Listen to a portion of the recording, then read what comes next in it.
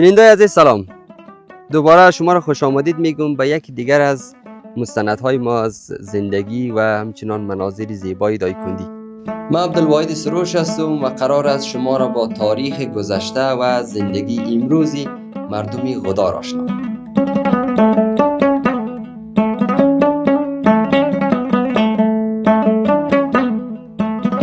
تنها نیم ساعت با شهر نیلی مرکز ولایت دایکندی فاصله دارد. غدار امروز با باغ‌های میوه، زمین‌های زراعتی، جوی‌های آب و قلعه‌های بلند شناخته می‌شود. اما این سرزمین همیشه چنین چهره‌ای نداشته است. امروز در کنار صخره‌ها باغ‌های سبز و زمین‌های حاصلخیز دیده می‌شود. اما برای رسیدن به این آبادی، نسل‌های گذشته راهی دشواری را پیمودند.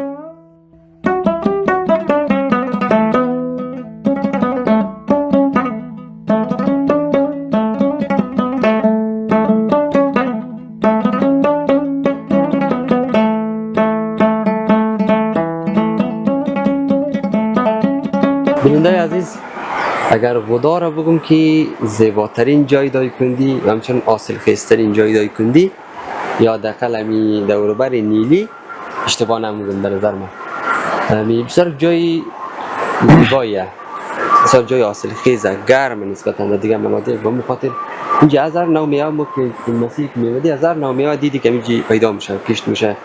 نالی از کربلایی راجع می‌زی منطقه و کشت و زراعت زندگیش بیشتر سال می. کربلایی صاحب بله. بیننده اگه خودت معرفی کنید. ما قریه غدار باشنده قریه غدار می باشیم. ما نام حسین علی فرزند عوض علی. آره، می باشنده می غدار می باشیم. غدار رقم غدار دریایه، گرم منطقه. خب هر رقم میوه موشه. در سال 2 فصل کشت موشه. کشت اول بهار گندم، پاییز رود ترماش، جواری، ماش. خب ترکاری، بامیه، بانجون سیاه، بانجون سرخ، این چیزا میشه. هر رقم میوه اینجا موشه چون گرمه. از قبیل انجیر، آره، انار، سیب، بادام، زردالو، این چیزا درخت دیگه سکال فصلش خلاص ده.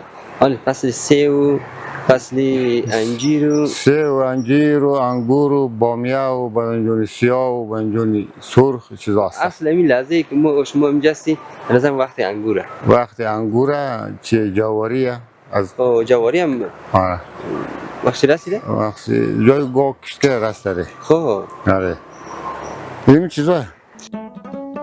در شرق رودخانه غدار منطقه به نام سرالیج یا سرالیج قرار دارد، جایی که امروز بخشی از غدار به شمار می رود. اما بر روایت باشندگان محل، سرالیج در گذشته بیشتر زمینی سنگلاخ و خشک بود، زمینی که آبادانی چندانی نداشت. آب کم بود و سنگ بسیار، و برای تبدیل چنین زمینی به زمین زراعتی چیزی فراتر از امید لازم بود: کار و اراده.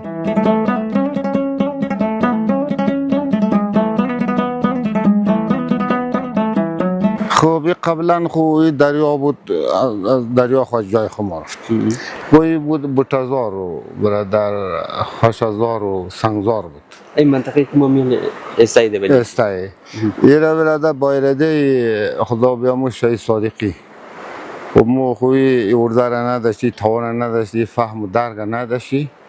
خب اما این مردم غریب بیچاره را آورد اینجا برادر همینجی همین جوی کشید از بلند. این جای کشید، این جایها، این تپه ها زیر جوی شد. نالی برادر حاصل میده و برادر زمین شد دیگه، آماده شد. خوی از کدام منطقه همین جوی از کجا آمده تا کجا رفت؟ این جوی سرابان شورشورک میگه، خیلی بالا، 200 را بالای پدره. 200 را یک طرف موری. آفرین، 200 را پدره موری. ارم ترمه خون طرف روی داری ورز نیلی میام، ترمه یک جای او ملخ میگه، گاو مرده میگه، مزاری میگه. این می اصل زمین چیه؟ سرالیج و سنگانداز میگه. اینجا سرالیج میگه موسته. سرالیج. نخستین تلاش برای آبادانی این منطقه توسط حاجی اصغر سنگموم آغاز شد. اما این تلاش به نتیجه نرسید. سالها بعد تلاشی دیگری برای تغییر سرنوشت این زمین‌ها آغاز شد.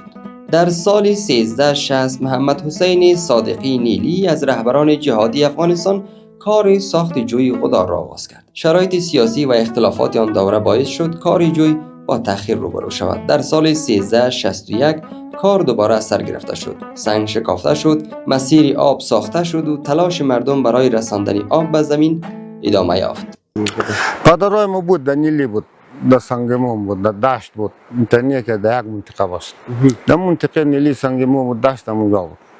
اما مردمایی که مظلوم بود، زمین نداشت، فقیر بود. اما باباهای من البته سید صادقی دعوت کرد که شما زمین ندارید، بیرون کار کنید، صاحب زمین شید، اما روزگارشو تر شود. قبلا در اونجا بودم. خب این گپ اینجا که پیش از اینجا زمین نبوده که مردم پیش زمین نبود دیگه. بودسار بوده، یک سنگزار بوده در واقع. اینمی جوی یک سنگزار بوتزار بود دیگه. اینمی جوی بور کرد، اینمی زمین ها را آماده کرده، این حالی برادر حاصل چیشی را مو بهرهش را مو بری. بسیار خدمت کردم. باغ‌های غدار در فصل حاصل چهره دیگری به این منطقه می‌دهد. انگور یک از محصولات مهم غدار است، اما باغ‌های این منطقه به انگور محدود نمی‌شود. سیب، انار، توت، زردآلو، بادام، انجیر و میوه‌های دیگر نیز در اینجا کشت می‌شود. سبزیجات، لبنیات و دیگر محصولات نیز از غدار راهی بازار شهری نیلی می‌شود.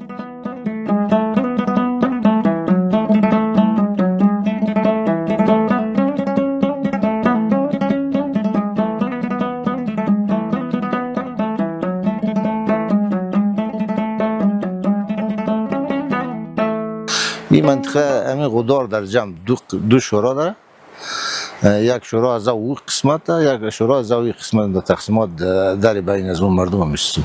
بعضی شوراها بین قریه داره که قریه یک نام مختلف، یک نام خاص داره که مسلمه که جای نام داره دیگه.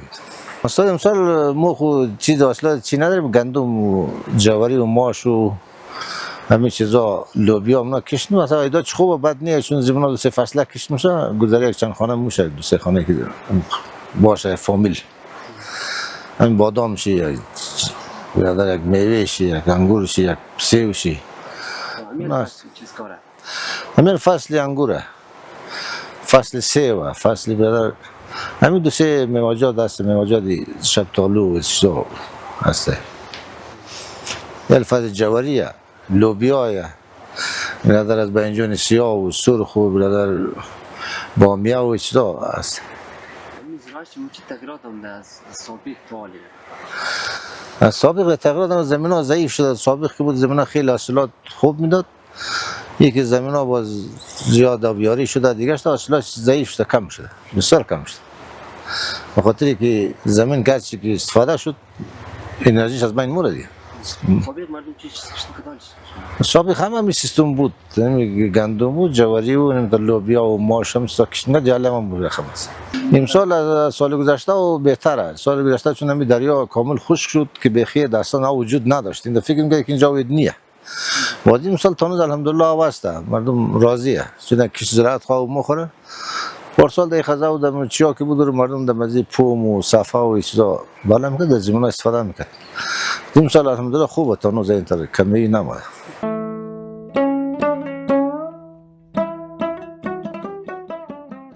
اما اگر در غدار قدم بزنید چیزی دیگری نیز توجه شما را جلب خواهد کرد. قلعه‌های با دیوارهای ضخیم، برج‌های بلند و ساختاری که در نگاهی نخست بیشتر از یک خانه معمولی به یک دشت شباهت دارد. این معماری تنها در غدار دیده نمی‌شود، بلکه نمونه‌های از آن در بخش‌های از شهر نیلی نیز به چشم می‌خورد. این قلعه ها چون از سابق از پدر پیشا کم در سیستم اولی و مور اولی میگیم داشت جور کرده. این تامی سیستم مو هم داره کسی که خانه جور نمیشه خم کلان و برزدار و برادر بسرم در محکم چی جور نه که رواج از سابق بوده دیگه کلان ها. این نام قولی ها در جمع دو برج جور مونه. بس خانه من نشه که توان چی دو اتاق سه اتاق هم در جور نه برای یک خانه دو خانه گذارم. کلا اول نه 30 در 30 جور نه 25 جور نه متر رواج قیه. او زمان خو رواج قلعه بود که هر کس قلعه مینداختم گداله فلانه برد داره برد چی خوبه و چطوره حالا قلعه برج و چیزا خواهد رونق است چی مونده باز او زمان مردم میگفت والا قلعه برج چی خوبه و برج داره. سال 82 قلعه کار شده. کسی به نام خلیفه جان محمد مگه از مردم واگیره، پدرش هم خلیفه دو مرده خدا رحمت کنه، پدرش مرده ولی خود از آدم است. ولی مردم مقدار نه ولی قلعه کس کار نمونه، قلعه خو بخیز مرد منده خصوصا برج، ولی مردم ساده ولی اگه کار نمه ولی ساده مینده. تخمینا یار اولای بهار که تناز زمستو بود که ما شروع کردم دیگه امی اوی گیل کاغل تا والایش بیخه او یخ میزد او گرم میکردم و کاغل میکردیم. او زمان آخو اینترنت بود امکانات بوده باشه و خاکش رو پشت خر میوردیم در فرغون. کسی که فرغون داشت مدل فلانه فرغون داره. من از اول تا آخر از قلعه را 8 نفر 7 نفر کارگر داشتم. برای 6 ماه 8 نفر کارگر داشتم. بچه بودم شوق ما علاقه ما کلو بود. مقصد از کار ما رو این چیزا هم خستگی نمیکردم، مقصد جور کنم یک قلعه داشتم. من در اون زمان سال اول حکومت کرزایی بود. تانوز پول سوزک روی کار بود. حکومت پول سوز چاپ نشده بود. چی پولی؟ ای پولی فعلا پول دولتی چاپ نشده بود، اما پول دولتی سابقه بود، پولای به حساب ربانی و دوستومی و تا بالا. حتی استای خود ما گفتم که چقدر کار می چقدر نمونی گفت والا امسال شاید سال عوض چی همین پول مول بیروتری شو چطور شو نشو مرا میره تا پیسه نده میره کرایه از مرا گندم میدی 20 خرا گندم 8 پاوا همین بنا چی کرایه استا بود. دیگر روز تخمینا ام سالا که من فکر کردم یک 12 لک 13 لک افغانی دزی مصرف کرده بود. جایش خاک ماگ نداشت اصلا، همه قدر خاک نداشتم پیاسنگش بینازم. اینمی خاک کلان از من زمین از پایین از تای جوی 2 قلب از من تای جوی جلگه پشت خر میکشتم روی فرغونم سر بالا بود. فقط پشت خر میوردم اینج خالی میکردم. کارگرا میکشیدم در خرو دست به دست بود میکشیدم میوردم اینج خالی میکرد دم رقم. این گلاگای تای برج یار با نام گلاگ زمان یاد میکرد 4 دانه خشت میشت که گلاگای این گلاگ‌ها خو دیگه یاد منظم نداشت، صرف همین گلاگ‌ها را که وقتی که رواج شده بود دیگه مدالا این گلاگ‌ها سرخم باشه، کسی میگه سرخم میکنه باشه، کسی میگه نم سرخم میشته باشه. این ساده بود خیلی، اگه اون تر یک طور میکن بله سر شک دانه خشت میشت گلاگ سر دروازه مو گلاگ‌ها را چوب به نظر ما چی میکرد اونجا چوب اشته بود، چوبا را اشته بود. پس زمانی که از تای از چی که چوبا را تارشت باز او را سربالا هم گرفته هر کدام امو که حالی که هم نقش گلگی که داره باز اونجا چوب اشته ولی هم چوب کار کرده رفته به سربالا چوبا برش کرده. پاس برشی والا به نظر ما که 80 سان برزه بود 90 سان برز برجا بود. بردار از این میگرفت که بالا ما رو شاید یک وقت نشست نکنه و قیدا مردم ساده بود مدالا برای برجرش کلو باشه، برای تیر و برای دیگه و برای گلوله و ایتا چیزا خوب. اگر نگوید منصب نداشته ما علکی اما برج که موج استاده از اوی استفاده نمیشه. نه اگر این هر برج در برابر یک رستواتی کار داره، اگر نید منصب نداره نه خانه نه وسیله هیچ چیز نیست. از سنه 66 ما اینجا آمدیم، تقریبا 36 سال میشه. تا 36 سالی که ما اینجا هستی شکر الحمدلله امی راضی. مثال گاهی خوب گاهی بد تیر میشه.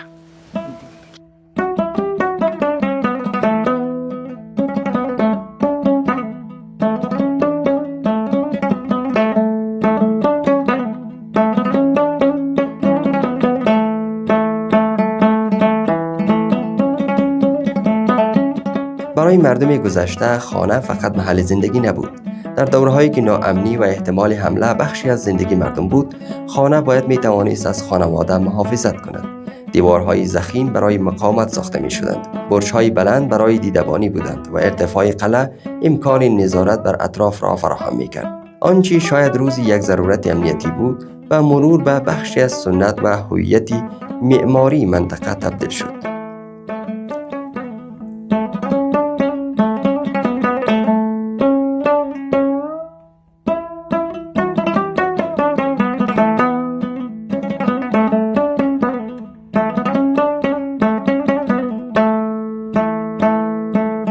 نسل‌های گذشته توانستند از دل سنگ زمین آباد بسازند. آب را به زمین رساندند و زندگی را در جای گسترش دادند که طبیعت آسانگیر نبود. اما امروز مسئولیت دیگری پیش روی نسل ماست. حفظ همین زمین‌ها و بازگرداندن طبیعت که از دست رفته است. آیا می توان دوباره دامن‌های خودار را سبز کرد؟ آیا می توان درختانی را که روزگاری بخشی از این سرزمین بودند دوباره کاشت؟